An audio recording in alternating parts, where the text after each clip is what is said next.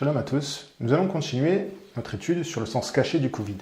Alors dans la première partie, nous avons évoqué le mot en hébreu qui nous a conduit jusqu'à la pathologie même du virus, c'est-à-dire la pneumonie.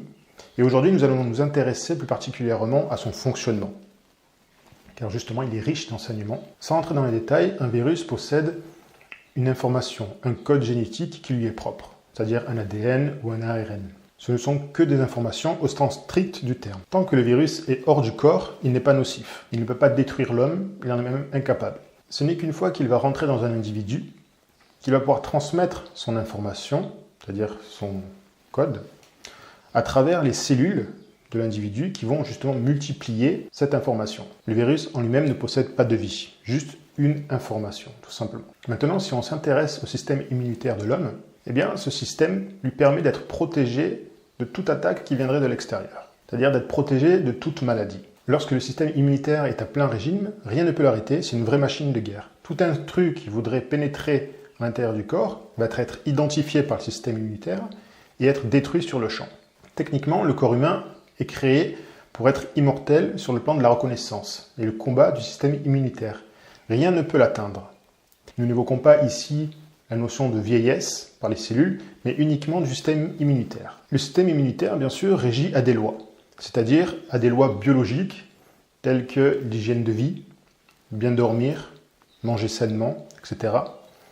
Toutes ces lois, en fait, tant qu'elles sont respectées, le système immunitaire agit avec une performance inégalée. À l'inverse, si ces lois biologiques ne sont pas respectées, alors le système immunitaire va être affaibli et va être défaillant, ce qui provoque des maladies auto-immunes, c'est-à-dire que le système immunitaire détruit toutes les cellules, même si elles sont en bon état. Et ça peut aussi entraîner également des maladies virales, c'est-à-dire que le système immunitaire est tellement affaibli qu'il n'arrive même pas à se défendre face à des corps étrangers tels que les virus et les bactéries. Dans un corps où le système immunitaire est malsain, c'est-à-dire qu'il est affaibli à cause d'une maladie, d'une pathologie, il ne pourra pas être aussi efficace qu'un système en bonne santé. C'est-à-dire que si le corps étranger, si le virus arrive dans le corps, eh bien le système immunitaire qui est affaibli, qui est malsain, ne pourra pas faire le tri convenablement à cause de sa faiblesse due à sa pathologie.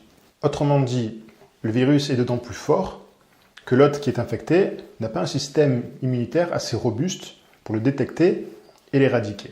Si on conclut sur ces deux premiers points, le corps est prévu pour détruire le virus avant même qu'il n'infecte le corps. Et plus l'individu est malsain, plus le virus sera détecté tardivement, ce qui va entraîner des conséquences graves. Nous avons vu également que le virus n'est qu'une information, qu'il n'a pas de vie en lui-même et qu'il ne peut même pas tuer par lui-même. Nous percevons que le rôle du virus est de révéler l'état du système immunitaire du patient. Donc, en quelque sorte, le virus est un révélateur d'un mauvais fonctionnement.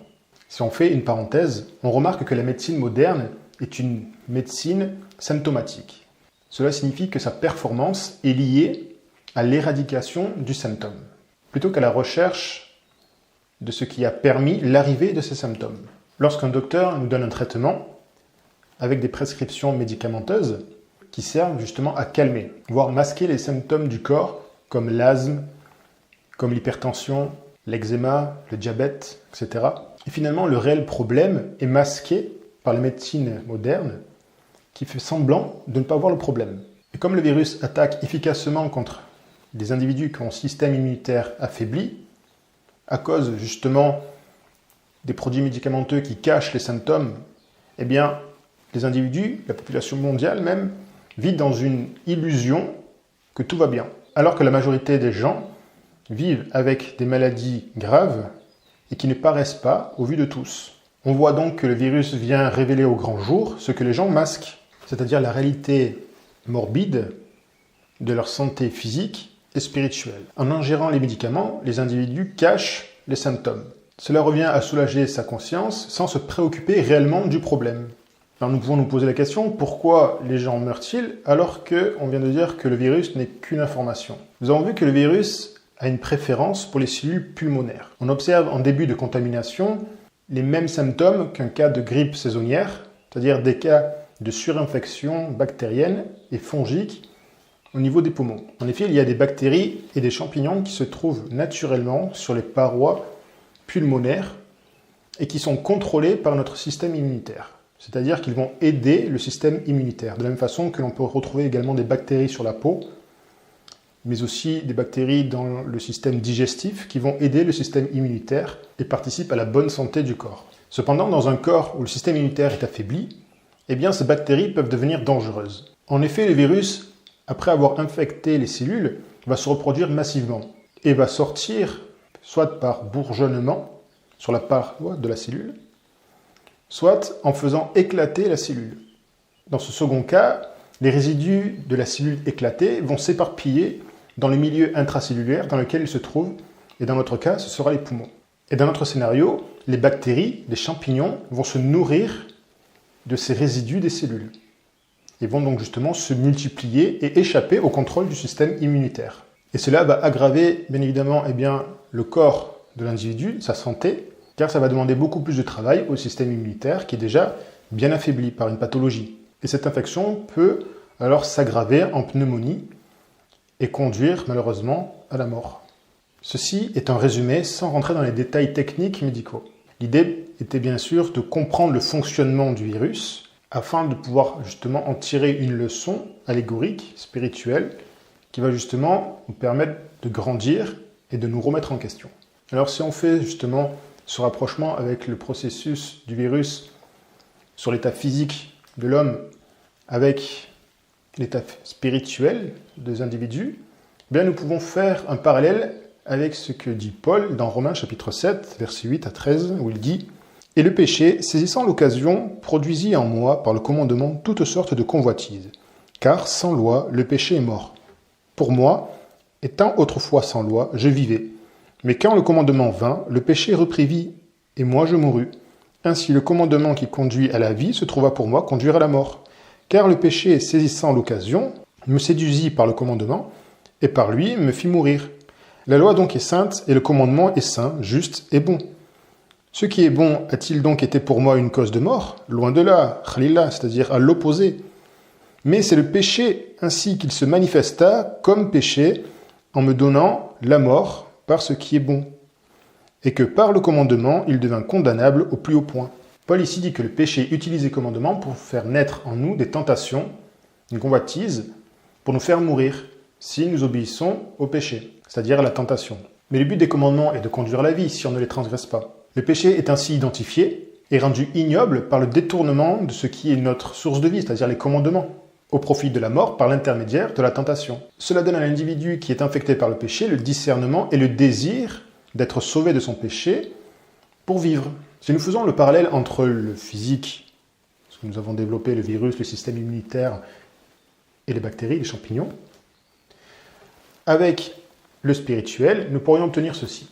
Le virus est là pour révéler l'état physique du patient. Donc le virus, si on fait une allégorie spirituelle, c'est ce qui va révéler l'état spirituel du patient, c'est-à-dire la tentation. De la même façon que nous avons vu que le virus ne peut pas tuer par lui-même, il n'est qu'une information, de même, la tentation en elle-même ne peut pas tuer l'homme, parce qu'elle se trouve à l'extérieur. Le système immunitaire protège l'individu, c'est-à-dire que tant qu'il respecte les lois biologiques, nous l'avons compris, tant que l'homme respecte les lois divines, c'est-à-dire en pratiquant la Torah, les mitzvot, c'est-à-dire les commandements de Dieu, c'est-à-dire ce qui fait source de vie, il va être en bonne santé, et dans ce cas-là, il pourra rejeter facilement la tentation. Maintenant, si l'individu est malsain, c'est-à-dire qu'il ne respecte pas les lois divines, alors la tentation, c'est-à-dire le virus, va révéler l'intérieur du corps, c'est-à-dire qu'il va révéler l'état spirituel de l'individu. Le système immunitaire, nous l'avons vu, il protège le patient de tout corps étranger, tant qu'il respecte les lois biologiques. Ce parallèle, nous le pouvons faire avec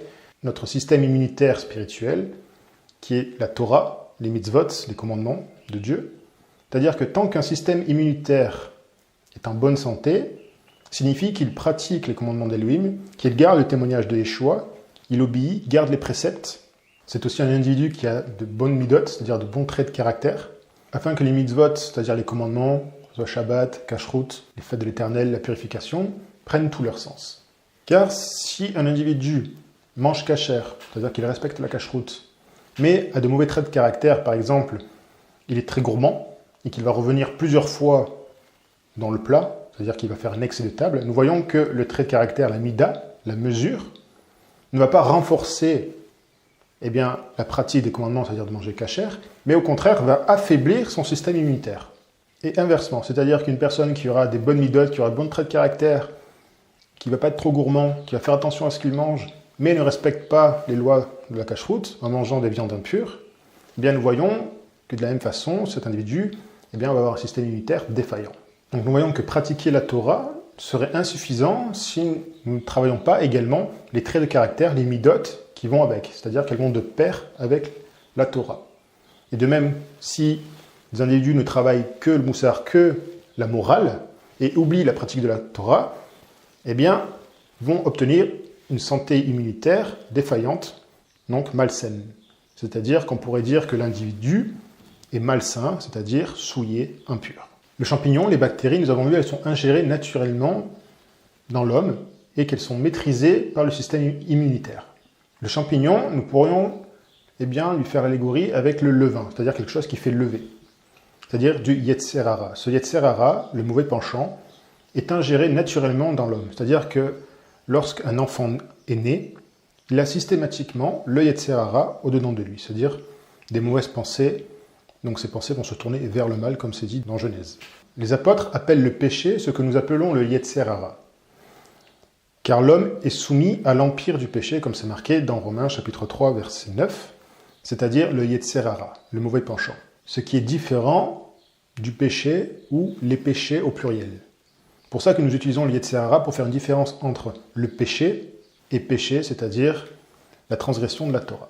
Si nous prenons un exemple, dans Romains chapitre 5, verset 12, il est dit « C'est pourquoi, comme par un seul homme le péché, c'est-à-dire le Yetzer Hara, est entré dans le monde, et par le péché, le Yetzer Hara, la mort, et qu'ainsi la mort s'est étendue sur tous les hommes, parce que tous ont péché, c'est-à-dire que tous ont été contaminés par la tentation. » Tant que l'individu est en bonne santé spirituelle, c'est-à-dire qu'il pratique les commandements d'Elohim, dire le témoignage de Yeshua, pratique les mitzvot avec de bons traits de caractère, avec de bonnes midotes, toute tentation, tout virus qui viendrait l'attaquer sera détruit parce qu'il pratique les commandements, et donc ça va être un réflexe que de rejeter systématiquement la tentation, et ainsi la tentation ne viendra pas exciter le Yetzer Hara qui se trouve à l'intérieur de l'homme. C'est-à-dire que le péché, la convoitise, ne viendra pas exciter le péché qui se trouve dans l'homme. Nous l'avons déjà dit, mais la tentation n'a pas de vie en elle-même, elle n'a pas de force. Elle n'est juste qu'une information qui n'est même pas mortelle pour l'homme tant que l'homme ne la fait pas entrer au-dedans de lui. Par contre, si l'individu est rendu malsain par la non-pratique de la Torah, de la non-pratique des commandements divins, le virus, la tentation, va révéler l'intérieur de la personne, c'est-à-dire va révéler la santé spirituelle de l'individu. Sa santé spirituelle va être mise en lumière. C'est ce que dit Yaakov Hatzadik, c'est-à-dire Jacques le Juste, dans sa lettre, au chapitre 1, versets 12 à 15. « Heureux l'homme qui supporte patiemment la tentation, c'est-à-dire le virus, car après avoir été éprouvé, il recevra la couronne de vie que le Seigneur a promise à ceux qu'il aime. » Nous pouvons remarquer également que le virus fait partie de la famille des couronnes, c'est-à-dire que celui qui va résister à la tentation recevra une couronne en récompense. Mais chacun est tenté, atteint par le virus donc, quand il est attiré et amorcé par sa propre convoitise. Puis la convoitise, lorsqu'elle a conçu, enfante le péché, c'est-à-dire que le Yetzer Hara est excité, et le péché, le Yetzer Hara, étant consommé, produit la mort. Le virus, dans ce passage, c'est la tentation. Que tout homme ou toute femme soit confronté au virus, je dirais, c'est pas grave, puisque notre maître également a été soumis aux mêmes tentations que nous, c'est-à-dire Maran Yeshua. Lui a résisté, pourquoi ? Parce qu'il pratiquait toute la Torah. Il rejetait systématiquement les tentations. Que tout homme soit confronté au Covid-19, ce n'est pas grave. Ce qui est grave, c'est d'amorcer des symptômes. Cependant, nous voyons que dans le passage de Yaakov, de Jacques, le péché arrive en fin de chaîne. Nous pourrons faire une remarque ici. L'homme, dans sa perversité, il a appris à cacher les symptômes de la convoitise, les symptômes de sa tentation. Et ainsi, faire semblant, je dirais, d'avoir une conscience pure, faire semblant d'être en bonne santé spirituelle. De la même manière que fait la médecine moderne en cachant les symptômes de la maladie. Pourtant, nous avons dit que le virus était révélateur. La tentation est révélatrice de la santé spirituelle de l'homme. C'est-à-dire qu'en réalité, l'homme n'est pas capable de repousser la tentation. Il se fait avoir par la tentation. Donc c'est déjà une preuve même que son système immunitaire, c'est-à-dire sa santé spirituelle, est en mauvais état, qu'elle a des failles, qu'elle est affaiblie. S'il se laisse tenter, c'est qu'il est malade. Par orgueil, il va faire semblant de ne pas être malade. Et donc va cacher les symptômes par une apparence de piété, comme Paul le dit à Timothée dans sa deuxième lettre, au chapitre 3, verset 5. Si l'homme se laisse tenter, ça veut dire qu'il a un système immunitaire qui est affaibli, c'est-à-dire qu'il a une santé spirituelle qui est affaiblie. Pourquoi? Eh bien parce qu'il ne pratique pas la Torah, ou ne pratique pas correctement les traits de caractère qui renforceraient la Torah. Le virus, c'est-à-dire la convoitise, va révéler à la lumière l'hypocrisie des cœurs, ou un trait de caractère qui est mal travaillé, ou pas assez travaillé. Il faut savoir aussi, comme Paul le dit à Timothée dans sa première lettre, au chapitre 5, les versets 24 à 25, que les péchés de certains hommes sont manifestes, c'est-à-dire qu'ils se voient tout de suite, même avant qu'on les juge, tandis que, chez d'autres, ils ne se découvrent que dans la suite, c'est-à-dire plus tard. De même, les bonnes œuvres sont manifestes, et celles qui ne le sont pas ne peuvent rester cachées. Le Yetzer Hara, c'est-à-dire le champignon, le levain, eh bien, va se nourrir de cette défaillance du système immunitaire en se nourrissant justement des tentations, et ce qui va entraîner une mort spirituelle de l'individu. Il serait mal faire que d'interpréter que ceux qui sont atteints par le Covid-19 sont les seuls à avoir un système immunitaire spirituel, donc une santé spirituelle, en mauvais état. Ceux qui ne sont pas atteints par le Covid-19 ont aussi une remise en question à faire, soit dans la famille, soit dans le couple, soit individuellement. Mais dans tous les cas, ceux qui ne sont pas atteints par le Covid, ça veut dire simplement qu'ils sont déjà au courant que leur santé immunitaire spirituelle est mauvaise. Maintenant, mettre le parallèle entre ceux qui sont atteints par le Covid-19, c'est parce qu'ils ont une mauvaise santé spirituelle, ce serait trop facile. Et ce serait une erreur de dire ça. Mais, en tout cas, le fait d'être atteint par le Covid-19, pour ceux qui auraient une santé spirituelle correcte, bonne, eh bien, tout simplement, c'est pour aller encore plus loin avec Adonai, dans l'attachement à ses mitzvot, à ses commandements, dans l'attachement d'Elohim. Donc on voit que chacun peut être tenté à la mesure de son niveau spirituel, de façon à encore progresser davantage avec Adonai. Alors comment amorcer la guérison? Bien, nous allons en parler par un examen personnel, collectif, mais aussi par la repentance, en reconnaissant que le patron c'est Adonai, que tout ce qui nous arrive c'est pour notre bien, que le Dieu d'Israël, de d'Abraham, d'Israël et de Yaakov, créateur des cieux et de la terre, sait mieux que nous ce qui est bon pour nous. Le chemin par lequel nous passons, c'est la meilleure chose qui puisse nous arriver. Et enfin, reconnaître que notre seul libérateur, c'est Yeshua Mashiach, c'est-à-dire Adonai.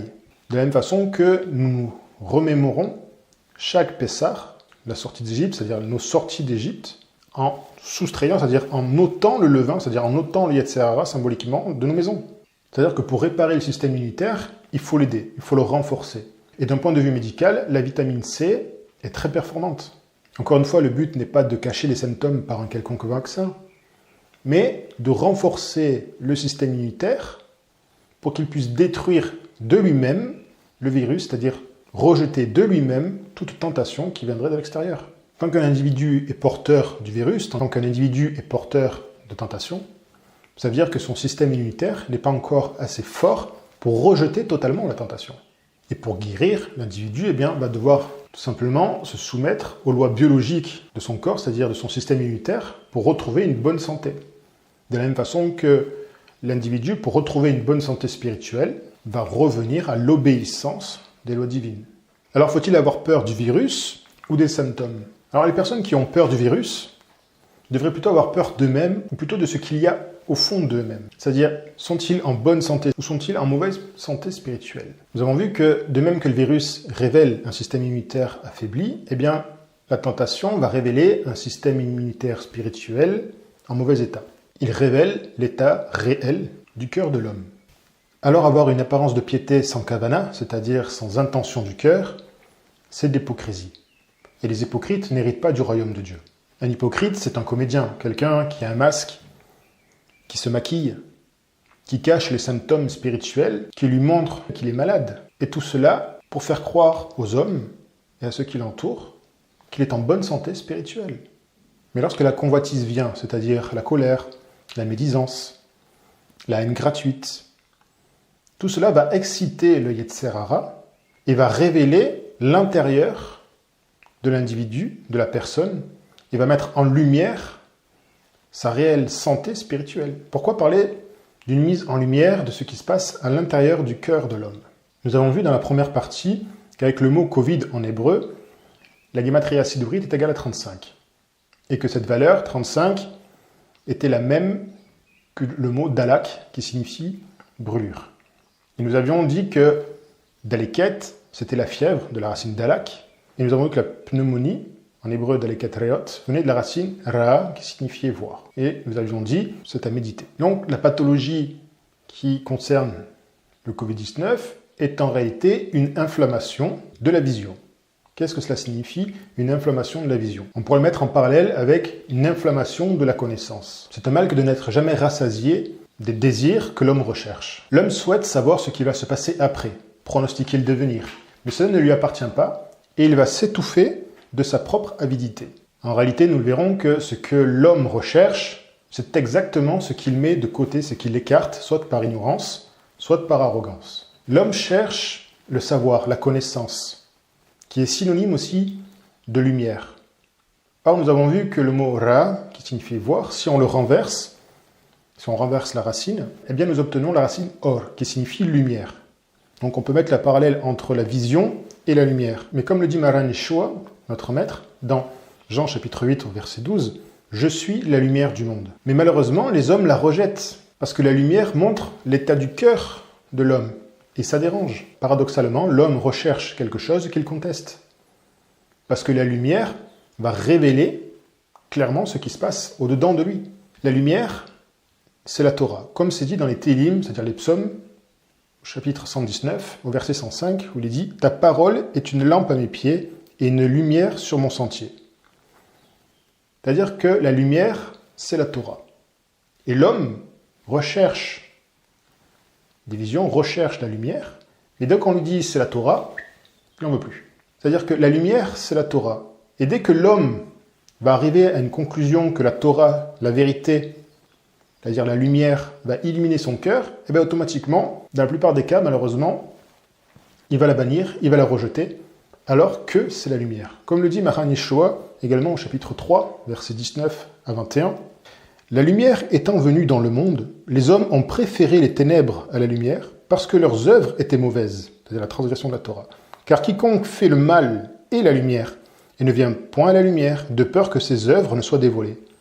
Mais celui qui agit selon la vérité vient à la lumière, afin que ses œuvres soient manifestées, parce qu'elles sont faites en Dieu. » Maran Yeshua nous apprend que l'homme ne recherche pas la véritable lumière, c'est-à-dire la Torah. Car les œuvres de l'homme sont mauvaises, c'est-à-dire qu'il ne pratique pas la Torah. Car la Torah, la lumière, la justice, révèle l'iniquité, donc la non-pratique de la Torah des hommes. Si l'homme se ment à lui-même, ou se trompe lui-même justement en cachant les symptômes, eh bien la Torah va révéler l'état de son cœur, c'est-à-dire l'état atteint par la tentation. C'est-à-dire que le commandement qui se trouve bon à l'intérieur de nous, eh bien révèle en réalité le péché qui se cache au-dedans de nous. Si nous faisons une remarque sur la lumière or en hébreu, Aleph, Wav, Resh, nous voyons que sa valeur numérique est égale à 207. Et si nous lui faisons faire un retournement, nous obtenons la valeur 702, qui est exactement la valeur numérique du mot Shabbat.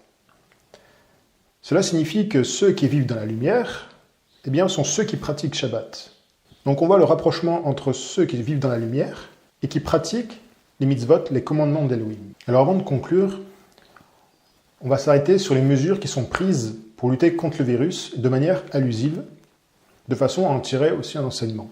C'est-à-dire que les mesures qui sont prises contre le virus sont des mesures qui sont prises pour éviter que le virus vienne révéler l'état de cœur, le mauvais système immunitaire de chaque individu. Et donc nous allons y voir une double lecture.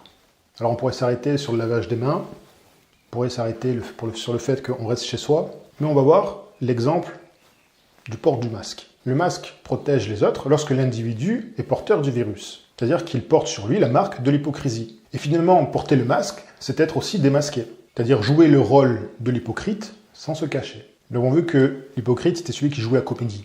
Le virus est révélateur de ce qui est dissimulé à l'intérieur de l'homme pour lui faire connaître. C'est-à-dire que la tentation, toujours avec cette allégorie, est là pour montrer si le système immunitaire, c'est-à-dire ce qui est à l'intérieur de l'homme, est en bonne santé ou non. Et donc de lui faire connaître. Car Adonai regarde au cœur, comme c'est dit dans 1 Samuel, chapitre 16, verset 7. Et cela est assez subtil parce que nous devons nous efforcer à rester saints et on se doit de se protéger en gardant la justice, en pratiquant les commandements d'Élohim. D'autant que c'est un commandement que de garder son âme, comme c'est dit dans Deutéronome 4, verset 9. « Seulement, prends garde à toi et veille attentivement sur ton âme tous les jours de ta vie. » Donc on voit que garder son âme, c'est-à-dire préserver la santé spirituelle de son âme, est un commandement. Et c'est là où c'est subtil parce que ceux qui portent un masque sont démasqués. Mais celui qui est en bonne santé, il se doit de porter un masque aussi pour se protéger. Le but n'étant pas de développer toutes les mesures, je citerai un commentaire que fait Maran Yeshua dans Matthieu, chapitre 23, au verset 25-26. Hypocrite, vous nettoyez le dehors de la coupe et du plat, et au-dedans, ils sont pleins de rapines et d'intempérance. Nettoie premièrement l'intérieur de la coupe et du plat, afin que l'extérieur aussi devienne net. En quelque sorte, nettoyer premièrement l'intérieur du cœur malsain, souillé, et ensuite l'extérieur, qui deviendra net, je dirais presque naturellement. Nous voyons qu'il y a donc un ordre. D'abord l'intérieur, puis l'extérieur, et pas l'inverse. Revenir à l'obéissance de la Torah au commandement d'Élohim, c'est mieux que de faire semblant d'avoir une apparence de piété. Nous pouvons voir aussi que les mesures prises au sens allusif montrent que malgré l'hypocrisie qui est présente chez l'homme, elle renforce cet état d'âme. Soit en se retirant pour se cacher chez soi, et donc pour ne pas être démasqué par le virus, si on est à l'extérieur, en assumant son hypocrisie en mettant un masque, comme une chose normalisée, c'est-à-dire que le mal, la désobéissance, l'hypocrisie, est perçu comme le bien, c'est-à-dire une obéissance, et l'obéissance, c'est-à-dire l'obéissance au mitzvot, au commandement d'Elohim, est perçue comme une désobéissance au vu des hommes. C'est ce que déclare Ésaïe au chapitre 5, verset 20. « Malheur à ceux qui appellent le mal bien et le bien mal, qui changent les ténèbres en lumière et la lumière en ténèbres, qui changent l'amertume en douceur et la douceur en amertume. » Alors faire teshuva, faire repentance, c'est toujours possible. Mais il y a des étapes à respecter. La première, c'est reconnaître que nous sommes sur une mauvaise voie, c'est-à-dire reconnaître que nous ne sommes pas en règle, c'est-à-dire que nous ne respectons pas les lois divines d'Adonai, c'est-à-dire que nous désobéissons. La deuxième, c'est de demander pardon à Dieu, mais aussi, lorsque c'est rendu possible, de demander pardon aux hommes, à ceux que l'on a blessés. Donc, la deuxième étape, c'est le pardon. Et la troisième étape, c'est prendre l'engagement à ne pas recommencer à désobéir, c'est-à-dire commencer progressivement à obéir aux lois divines, au commandement d'Elohim. Car la réalité, c'est qu'Adonai ne désire pas que le méchant meure, mais qu'il se repente. Comme c'est écrit dans Ézéchiel 18, versets 27, 28 et 30 à 32, « Si le méchant revient de sa méchanceté et pratique la droiture et la justice de la Torah, il fera vivre son âme. » Comme c'est marqué dans Lévitique 18, 5. « S'il ouvre les yeux et se détourne de toutes les transgressions, donc de la Torah, qu'il a commises, il vivra, il ne mourra pas. C'est pourquoi je vous jugerai chacun selon ses voies, maison d'Israël, dit le Seigneur Adonai. Revenez et détournez-vous de toutes vos transgressions, afin que l'iniquité ne cause pas votre ruine. Rejetez loin de vous toutes les transgressions par lesquelles vous avez péché. Faites-vous un cœur nouveau et un esprit nouveau. Pourquoi mourriez-vous, maison d'Israël? Car je ne désire pas la mort de celui qui meurt, dit le Seigneur Adonai. Repentez-vous, faites teshuva et vivez. En conclusion, nous avons vu que le Covid-19 est révélateur d'un système immunitaire malsain. De la même façon, un individu malsain est révélé par sa désobéissance, ce qui l'amène à une réaction, soit réparer, c'est-à-dire faire teshuva, soit se cacher. Mettre en comparaison le système immunitaire et la santé spirituelle de l'homme a paru nécessaire, car l'un comme l'autre se doivent d'obéir à des lois. Et dans notre cas, à des lois spirituelles, aux lois divines, aux commandements divins d'Elohim, le Saint béni soit-il. Donc reconnaître son état de cœur est un bon début pour faire teshuva. Alors courage, car cela demande de l'humilité, parfois des larmes, mais la joie en est la récompense avec l'aide de Dieu. Que la grâce soit avec vous. Amen.